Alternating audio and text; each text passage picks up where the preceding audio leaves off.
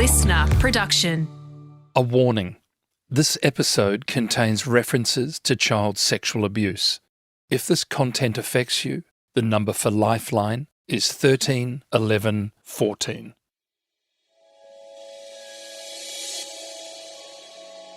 G'day, I'm former police officer Brent Sanders.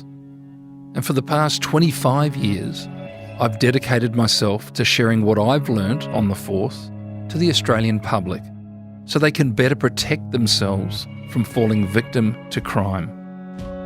So with the help of some of the most respected current and former detectives and high-ranking law enforcement agents, we're going to pull back the curtain on what life is like on the force and what they've learned about how crime and criminals really work. These are real stories from real detectives. This week, we delve into the world of child protection and understand how police investigate some of society's most heinous crimes.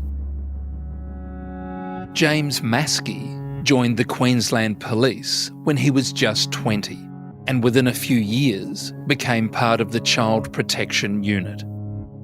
This work demands an unwavering level of empathy, care and attention to detail, and at times comes at a cost. Right then and there, I experienced what I now know to be as moral injury. To start, we're going back to a case early in his career, one that would shape him for the rest of his life. So it was the summer of 2011, 2012. It was very warm. It was about a year or so after the end of my first year. And I was working with 3 other police officers from Crestmead Police Station. We were 4 up in an undercover unmarked car, and we were undertaking a day of detecting antisocial behaviour in the unmarked police car. We received a call across police communications that there was a young boy who was lying unconscious and that he had attempted to take his own life. That's all the details that we had at that point in time. And what was racing through my mind was, what are the circumstances surrounding how this came to be? And, is this young boy alive? Is he no longer with us? What will I be walking into? Within about 60 seconds, lights and sirens, we were at this address. I remember jumping out of the car, running across the road, jumping over the side fence and straight into the backyard. And the first and only thing I saw, I was so focused, tunnel vision, was this young boy who was not even a teenager, let's be clear. And he was lying unconscious on the grass in his backyard. Immediately I jumped into providing CPR. And, I did that for about 5 minutes or so. Because there were so many of us in terms of the response, we were able to rotate in and out of continuing to provide that CPR support until the ambulance arrived. And for those who may have provided CPR in the past, it's quite a taxing experience physically and emotionally. And at the end of my 5-minute stint of providing compressions and resuscitation breaths, I was able to be relieved and then finally look up at the backyard and see what else I missed, what else was going on.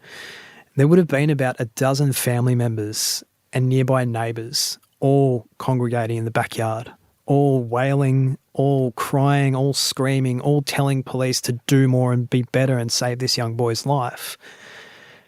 And then I recall one of my partners who I was working with that day having to physically restrain the biological mother of this young boy because she was hitting her head against the brickwork of the house. She was so distraught that she started harming herself. And I had to run across and provide support and physically restrain this mother as she watched police working on the lifeless body of her young boy. And I think at such a young age, for me, that job, I was roughly, say, 22 at the time, it stayed with me for a really long time. And still to this day, I'm still unpacking why it was so impactful, because it wasn't the first suicide death. It wasn't the last suicide death, but it was the one that really stayed with me. And I remember the ambulance arrived about 10 minutes after we were on scene.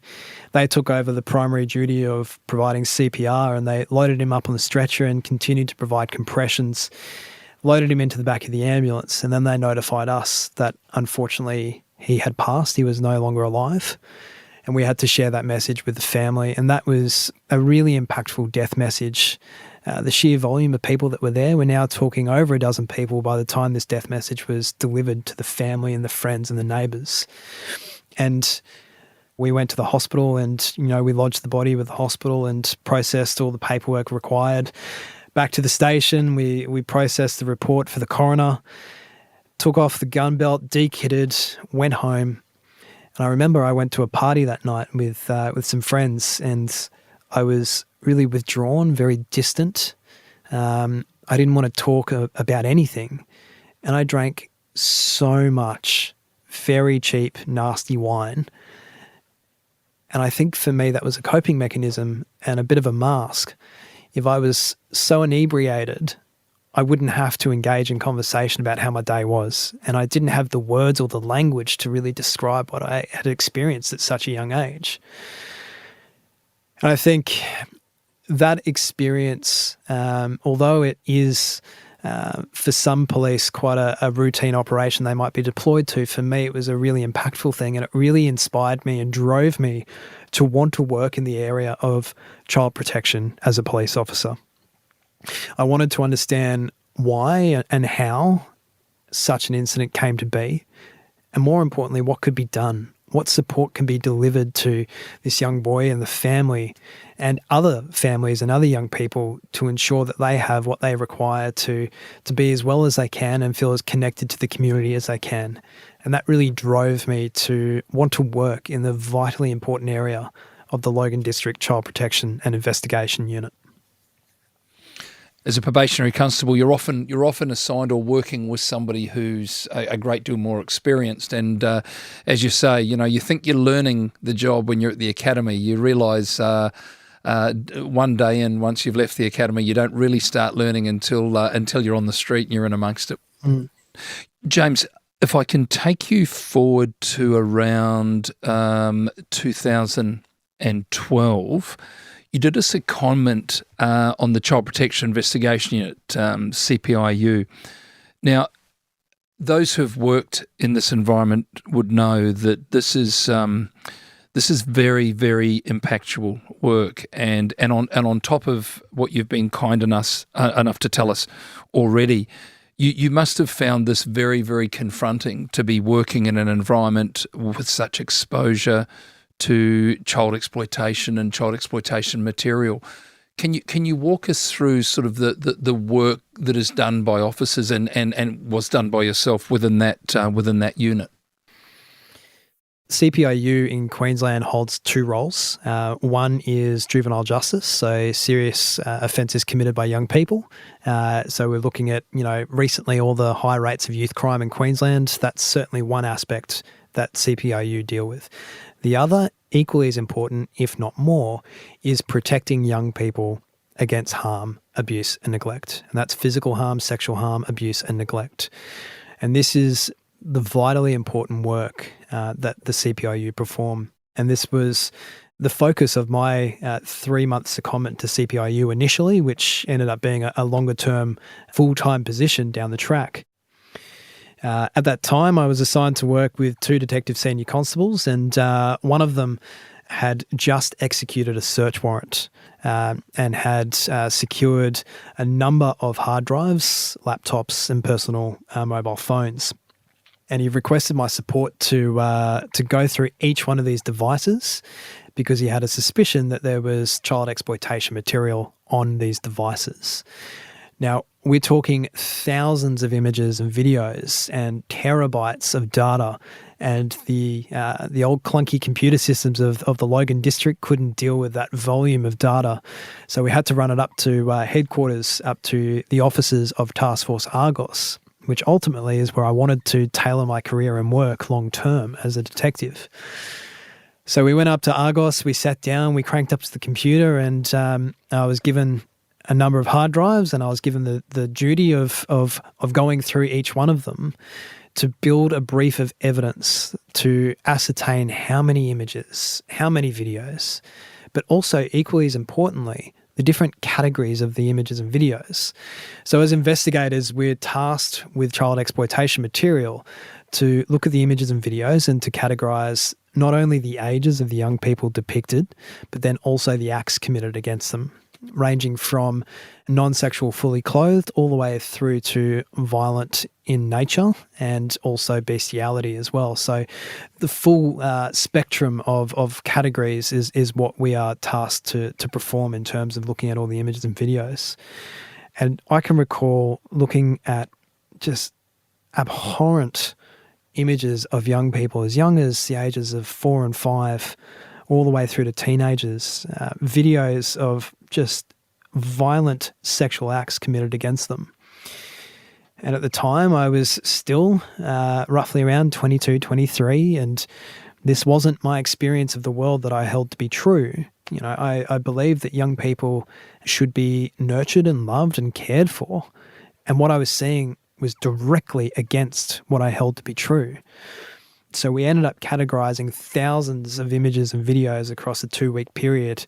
Every day we would drive up to headquarters in silence. We'd sit down, we'd view the images and videos.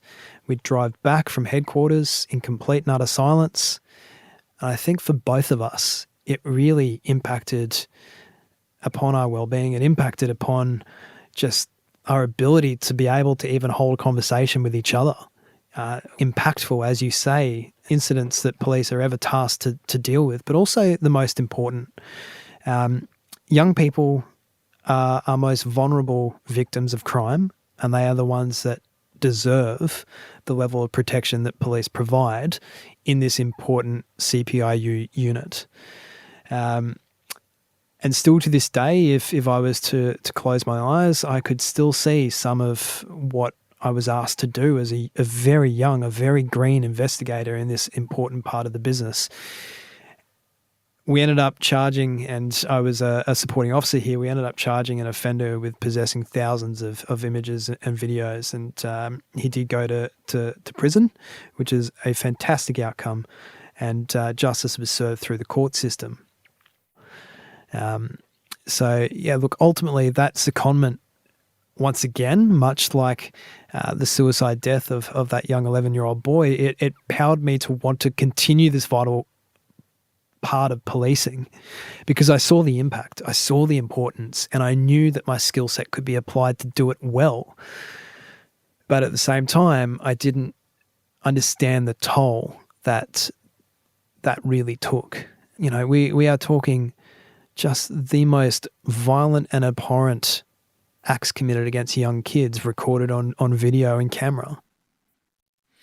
A brief like that takes many, many months to put together. So I would imagine that for yourself, there's not even a great deal of closure around that, because if you were there for 3 months and back on uniform, I guess that would have been prior to a case like that being presented in a courtroom, or did you see it all the way through? Yeah, and I think that's a real frustration for me, and a reoccurring theme of my policing career is the inability to see things through to fruition. And the not knowing is also a really impactful part of what I experienced. You're exactly right. I did everything that was asked of me in that 3-month period procedurally. I helped compile this really detailed brief of evidence against this offender, but ultimately the arrest and the charge and the leading through the court system was the role of the investigating officer, who ended up securing a role in Task Force Argos off the back of this really important work. So as a very junior plainclothes investigator, I wasn't in the unit full time. I pulled together statements. I helped pull together the brief and put all the charges together. But the actual job of taking it through became the job of the lead investigator through the court system. 2014, you picked up a permanent role in child protection investigation, which led to you working on a very confronting case involving a little 6-month-old. Can you walk us through that case, James, and your involvement with it? Yes, certainly. And this came across my desk about 2 months into receiving this permanent position to the specialised unit of CPIU. It was an early morning shift. It was a weekend, and my partner and I, we were the only investigators on in the region at the time. And a call came through from police communications that was placed by Queensland Ambulance Service. They were in the process of closing up the back doors of the ambulance with a 6-month-old baby on board and about to transport her up to the Brisbane Children's Hospital. And there were some very serious life-threatening injuries to this young baby. And that they're taking mum up to the hospital, but dad will remain on scene to talk with police. We kitted up, we went out the door in the car and we drove to this address. And ambulance were able to stay long enough to provide a quick handover to us. And then we spoke to the biological father of this young baby initially and conducted a search of the house to match up his version of events. Now, initially, when my partner and I spoke to the dad of this baby, he mentioned that he was up in the middle of the night. Baby couldn't sleep. He had baby on the couch with him. He fell asleep watching TV and he awoke to a thud on the floor. And when he looked down, he saw baby lying face down on the floor. Baby was unconscious but breathing. And despite all his best efforts, he walked around the house and hugged her and held her and tried to call out to her and raise some sort of consciousness. He put her in the bath. And he put her in the bath, and I quote him, I still remember these words 10 years on, to shock her into being awake. And when that didn't work, he and the mum called the ambulance. They ran out of options. So we took down all of the details of his story, recorded initially the conversation, did a search of the house to match up his version of events, and then we drove the police car up to the hospital. Went upstairs to the intensive care unit, and initially I was confronted with an image that will stay with me once again for life. This 6-month-old baby breathing through a life support device hooked up to all kinds of leads and tubes. And we spoke to the medical team and, we asked them to describe the extent of her injuries and could they be consistent with an injury falling off the couch, say 50 centimetres or so from the couch to the ground. Unequivocally, the response was no, not at all. And what I learned shocked me to my core and absolutely boiled my blood where I stood. And it was that baby had suffered some injuries to the extent of several fractured ribs. She had a significant bleed on the brain and her retina was detached from her eyeball. The fractured ribs, they had different heal times associated with them, indicating that they occurred maybe possibly within that 12-hour block, as Dad suggests, but also they had heal times consistent with 1 month and 3 months respectively. And they were multiple fractured ribs that occurred over a 3-month period. Then I asked about the bleed on the brain and the detached retina, and is that consistent with a fall from the couch? Once again, unequivocally no. Consistent with violent shaking was the response.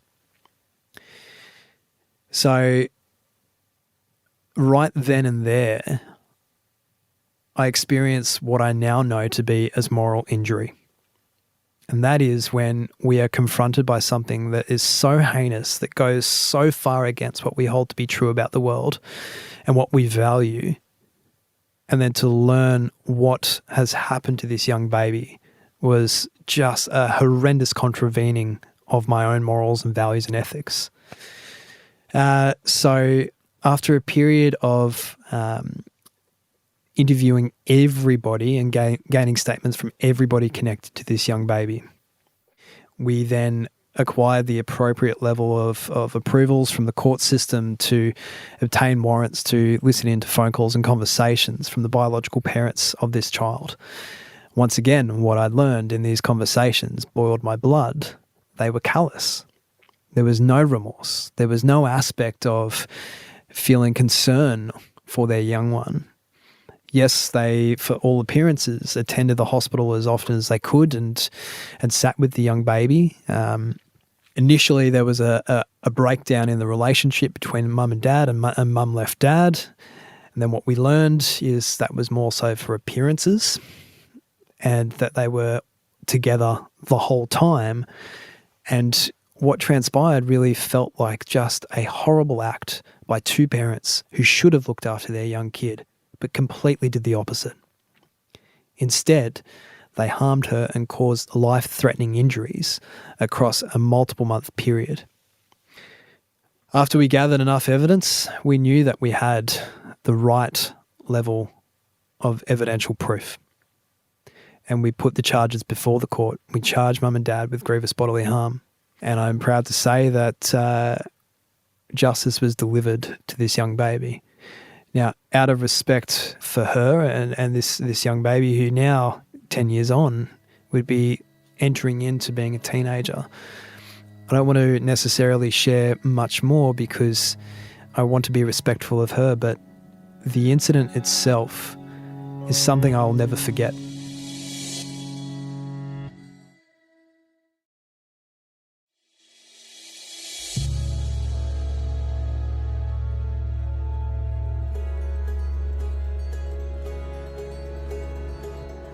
James, I'm just wondering if I could ask you if you could sort of take us through that time, that transition from policing to leaving and pushing through. And I know that you've described it as being a very jarring process on many different levels. So it got to a point, Brent, where I knew in my heart that I had to leave policing. And it was a culmination of a few things.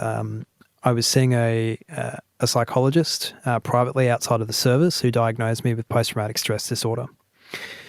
Additionally, the work that I was doing and the response that it had on me caused a relationship breakdown with my beautiful partner at the time, who's now my wife. After many years and much effort, we are back together stronger than ever, but it caused the relationship to implode.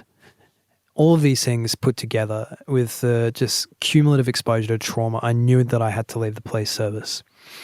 So in August of 2015, I filled out a report, I handed back my badge and I shook a few hands and out I left.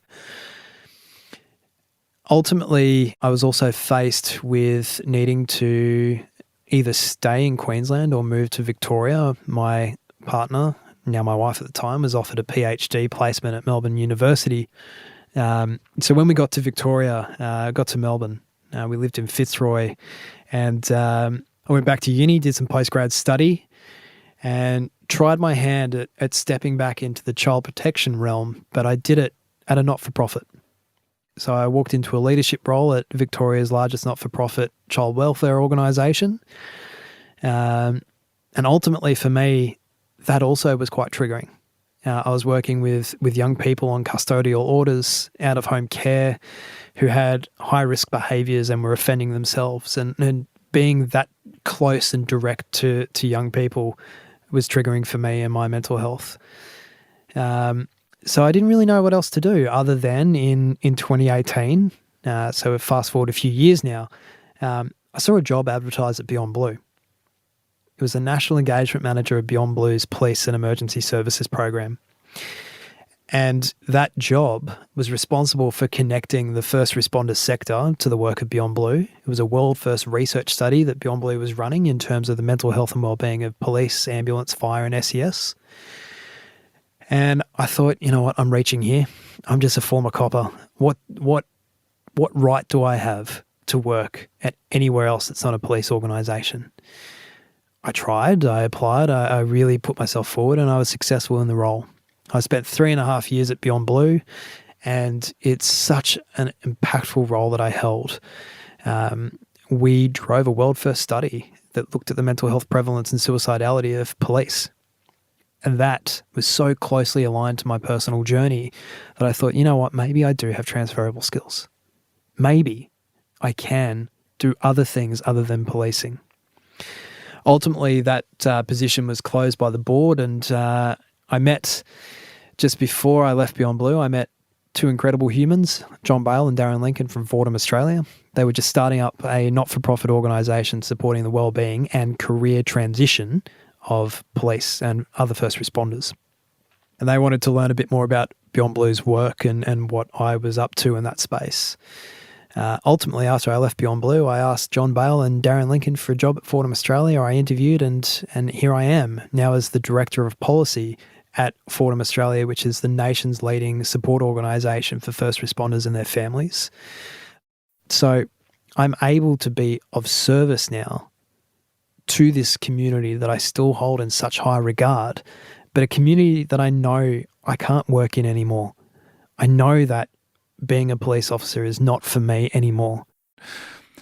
Transferable skills is something that often police are surprised that they actually have. These skills that you've picked up, that others pick up with doing the work that the police do, they often are overlooked by the person themselves, I think, aren't they, James? And that's part of that identity struggle. They think, well, I can never be anything else. These skills that I have, they can't be applied to anything other than policing.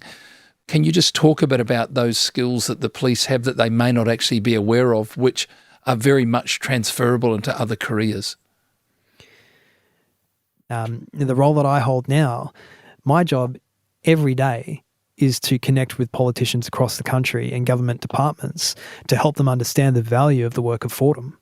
Now, yes, I've got postgrad qualifications and all the rest, but ultimately my ability to negotiate, my ability to communicate, and my ability to share value, that actually harks back to policing. That tactical communication, the laser focus on a target and an end goal, and the ability to do the work and have the ethic behind myself to really do those things. This is what we as police bring to the table. And if you are considering about leaving the service, it doesn't have to be done in a way that is jarring. It doesn't have to be done in a way that is unsupported. We at Fordham, we have a program, but I know there's many other organisations out there as well, and these programs are free. They're evidence-based and they're accessible to all first responders who are transitioning. And this is really, really important. It doesn't have to be done alone anymore. Thank you, James, for your service to the good people of Logan in those very, very tough environments. But thank you also for the work that you now do and that you continue to do. And it's just interesting, isn't it, James, where life takes us. It's just interesting that these sliding door moments that we have in our lives and in some way, all those experiences that you had in the police and the skin that you lost along the way has set you up for this career that you're in now and the work that you're doing, which goes out to assist both serving frontline workers and also those going through that transitional period. So, James, it's been an absolute pleasure. Thank you so much for coming in. Thank you for sharing some time here with us, and I just want to wish you all the very best. Thank you. Brent, thank you very much. It's been a pleasure, and thank you for all that you do. Crime Insiders Detectives is a LiSTNR original production. It's hosted by me, Brent Sanders, produced by Ed Gooden, and sound designed and imaged by Link Kelly.